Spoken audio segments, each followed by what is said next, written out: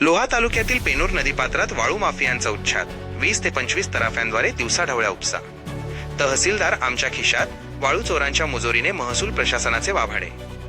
तहसीलदार आमच्या खिशात, वाळू चोरांच्या मुजोरीने महसूल प्रशासनाचे वाभाडे. ही केंद्र व राज्य शासनाने अवैध वाळू उपसा रोखण्यासाठी कठोर कायदे केले असतानाही लोहा तालुक्यातील पेनूर येथील नदीपात्रात वाळू माफियांनी धुमाकूळ घातला आहे. या ठिकाणी सुमारे 20 ते 25 तराफ्यांच्या सहाय्याने दररोज शेकडो ब्रास वाळूचा उपसा केला जात असून यामुळे शासनाचा लाखो रुपयांचा महसूल बुडत आहे. विशेष म्हणजे कारवाई करण्याचे धाडस दाखवण्याऐवजी महसूल प्रशासन सुस्त असल्याचे चित्र पाहायला मिळत आहे. पत्रकारांनी जीव धोक्यात घालून केली पाहणी. पेनूर येथील नदीपात्रात मोठ्या प्रमाणात अवैध उपसा होत असल्याची माहिती मिळाल्यानंतर महाराष्ट्र टुडेचे संपादक महबूब शेख, सहाय्यक संपादिका आरोही जाधव, विशाल गायकवाड आणि पत्रकार राजू गवळी यांनी प्रत्यक्ष घटनास्थळी भेट दिली. अत्यंत खडतर आणि अवघड मार्ग पार करून हे पथक नदीपात्रापर्यंत पोहोचले. नदीपात्रात उतरण्यासाठी या पथकाला दोरखंडाचा आधार घ्यावा लागला. लोकशाहीचा चौथा स्तंभ म्हणून ओळखल्या जाणाऱ्या पत्रकारांना प्रशासकीय जबाबदारी पार पाडण्यासाठी अशा प्रकारे जीवाचे रान करावे लागल्याने आश्चर्य व्यक्त होत आहे.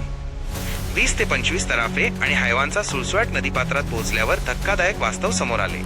सुमारे 20 ते 25 तराफ्यांच्या सहाय्याने वाळू काढली जात असून ती हायवा आणि ट्रॅक्टरद्वारे इतरत्र नेली जात आहे. शासनाने गौण खनिज उत्खननाबाबत नियमावली कडक केली असली तरी पेनूरमध्ये मात्र हे नियम धाब्यावर बसवले जात आहेत. तहसीलदार आमच्या खिशात, वाळू चोराची मुजोरी या पाहणी दरम्यान जेव्हा एका स्थानिक वाळू उपसा करणाऱ्या व्यक्तीला विचारणा करण्यात आली तेव्हा त्याने दिलेले उत्तर थक्क करणारे होते. तहसीलदार आमच्या खिशात आहेत असे विधान त्याने कॅमेऱ्यासमोर किंवा प्रत्यक्ष चर्चेत केल्याने खळबळ उडाली आहे. या विधानामुळे लोहा तहसील कार्यालयाचा या अवैध धंद्याला पाठिंबा आहे का, की महसूल विभागाच्या आशीर्वादानेच ही लूट सुरू आहे, असे गंभीर प्रश्न उपस्थित होत आहेत. प्रशासनाच्या भूमिकेकडे लक्ष. या प्रकारामुळे पर्यावरणाचे मोठे नुकसान होत असून नदीपात्राची मोठ्या प्रमाणावर धूप होत आहे.